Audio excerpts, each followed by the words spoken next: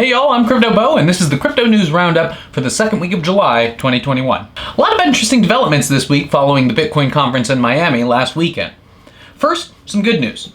In a recorded announcement played at the Bitcoin 2021 conference, the president of El Salvador, Nayib Bukele, announced that the country's government would declare Bitcoin as legal tender.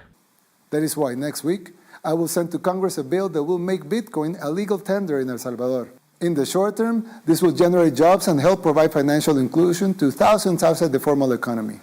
This is a huge step forward for crypto adoption. Declaring Bitcoin legal tender means that creditors in El Salvador would be compelled to accept it as payment for debts, putting it on par with the US dollar in the El Salvadoran economy. Already, countries like Peru, Mexico, Cuba, and Venezuela are reportedly thinking about following suit.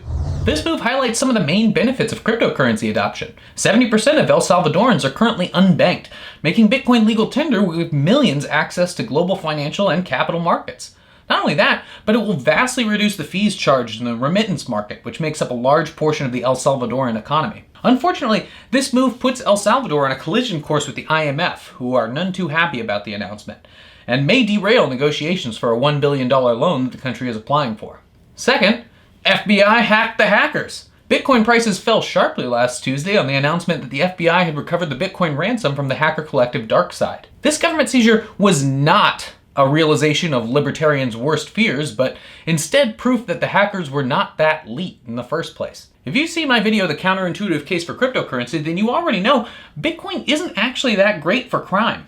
Bitcoin is pseudonymous, not anonymous, so transactions are easier to track than a cash ransom would have been. Not only that, but it's clear that the hackers got in way over their head. They never intended to bring down the oil pipeline controlled by their target, but to infect their administrative software. The company brought down the pipeline themselves to conduct a security audit on their critical infrastructure systems and make sure that the hack was limited to those administrative systems. The company paid the ransom, and then the feds used that payment to track the movement of funds and eventually seize servers belonging to the hacker group where they had stored their private keys. A rookie mistake in terms of wallet security. So, if you want to commit crimes, remember, not your keys, not your coins. Also, use Monero, you scrub.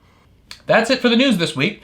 You know the drill. If you like the video, please leave a like, and if you want to see more crypto news, analysis, and reviews, hit the subscribe button and notification bell to be notified when we put out a new video. I'm Crypto Bo. Thanks for watching. Stay safe out there.